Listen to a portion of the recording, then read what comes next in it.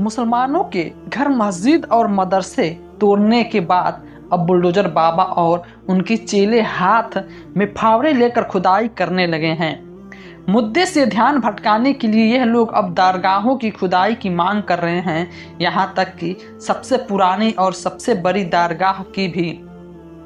दोस्तों, आप सबसे बड़ी दरगाह पर मंदिर होने का दावा कर रहे हैं। करीब 800 साल पहले एक हिंदू राजा ने ख्वाजा गरीब नवाज को वहां से हटाने की कोशिश की थी और उसने ख्वाजा गरीब नवाज के पीछे एक पागल हाथी खड़ा कर दिया था। और फिर हाथी का क्या हुआ, आइए जानते हैं। लेकिन दोस्तों, उससे पहले वीडियो को लाइक करने के साथ साथ आप अपने चैनल को सब्सक्राइब भी कर लें और कमेंट बॉक्स में आमीन ज़रूर लिखें।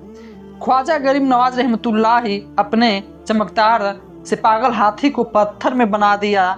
जी हाँ, आज की कहानी हम ख्वाजा गरीब नवाज के उस चमत्कार की घटना का जिक्र करेंगे और ये भी बताएंगे कि उस हाथी को पत्थर कैसे बदल दिया, वह पत्थर क्यों बन गई, इसके पीछे की घटना भी हम आपके सामने पेश करेंगे। दोस्तों, पृथ्वीराज चौहान हजरत ख्वाजा गरीब नवाज रहमतुल्लाह अलैहि की घटना के बारे में तो सभी जानते हैं। पृथ्वीराज चौहान ने गरीब नवाज रहमतुल्लाह अलैहि को किसी न किसी तरह हराने की हर संभव कोशिश की, लेकिन जब पृथ्वीराज चौहान संभव में कोशिश करने का हार गया तो वो थक गए। तब हजरत अब्दुल बया रब्बानी रहमतुल्लाही ने ख्वाजा गरीब नवाज से कहा कि अब आप शहर में ही रहें ताकि जियो को आखिर आपकी रहमतों से दुआएं मिल सकें। ख्वाजा गरीब नवाज रहमतुल्लाही का यह अनुरोध स्वीकार कर लिया गया। हजरत गरीब नवाज मोइनुद्दीन चिश्ती रहमतुल्लाही ने शेख मोहम्मद यादगार को हुक्म दिया कि शहर में हमारे लिए कोई ऐसी जगह ढूंढो जहां हम ठहर सकें। जी, फिर शहर में जाकर शेख मोहम्मद यादगार ने वह जगह सुझाई जहां आज ख्वाजा गरीब रहते हैं। नवाज की जगह मौजूद है तो आप ख्वाजा गरीब नवाज रहमतुल्लाही अलैहि आना सागर से उठकर वहां चले जाएं। शहर में बसने के लिए ख्वाजा गरीब नवाज रहमतुल्लाही ने पृथ्वीराज को तेता में तकरीर के लिए एक निमंत्रण भेजा, जिसका मजमून कुछ इस तरह था कि एक बड़े दिल वाले बादशाह, जिन लोगों ने तुम्हारी पूरी कसम खाई वे अल्लाह तबारक व तआला के अनुयायी हैं। फजल काम ने इस्लाम कबूल कर लिया और अगर अपना भला चाहते हो तो मुसलमान बन जाओ, वरना तुम अपमानित होगे।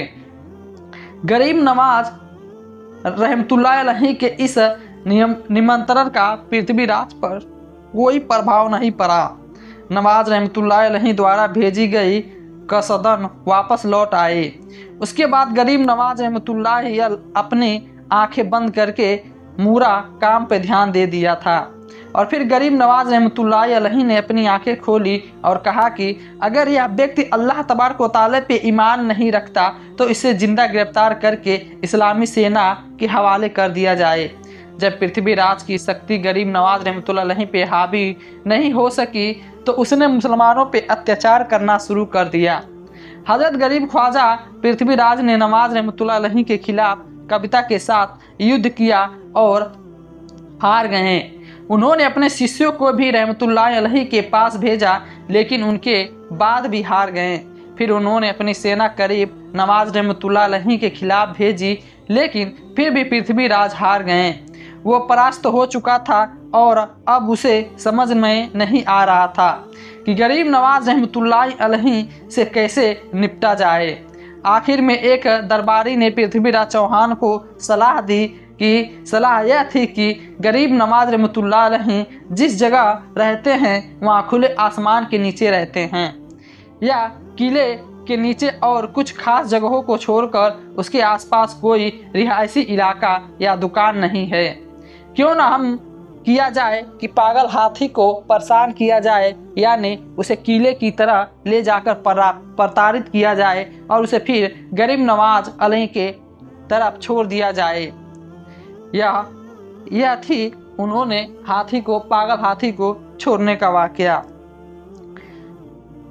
किताबों में लिखा है कि भारत में राज करने वाला जलालुद्दीन मोहम्मद अकबर ने सब कुछ था, लेकिन उन्हें एक चीज की कमी थी। बहुत दुख था और उनके भी संतान न होने था। उनके 2 बेटे हसन और हुसैन पैदा हुए, लेकिन 1 महीने के अंदर ही उनकी मौत हो गई। अबुल फजल की प्रसिद्ध पुस्तक आईन अकबर में लिखा है कि एक बार अकबर को खबर मिली कि अजमेर में एक महान सूफी बुजुर्ग ख्वाजा मोइनुद्दीन चिश्ती रहमतुल्लाह अलैहि के दरगाह है। वहाँ जो भी मुराद मांगी जाती है वह पूरी होती है। यह सुनकर अकबर ने भी मन्नत मांगी कि अगर उसे बेटा हुआ तो वह पैदल ही दरगाह पे माथा टेकने आएगा। अकबर ने उस समय के एक प्रसिद्ध सूफी को सलाह ली। बुजुर्ग शेख सलीम चिश्ती से मिलने की हिम्मत शेख सलीम चिश्ती से जागी। तो आगरा में रहते थे और चिश्ती संप्रदाय से थे। पहली भी मुलाकात में आकर अकबर उनसे इतने प्रभावित हुए कि वह बार बार उनके पास जाने लगे। ऐसा माना जाता है कि एक बार अकबर ने सूफी बुजुर्ग शेख सलीम चिश्ती से पूछा कि उनके बेटे होंगे। शेख ने जवाब दिया कि उनके 3 बेटे होंगे। उसके बाद क्या हुआ, आइए आगे जानते हैं।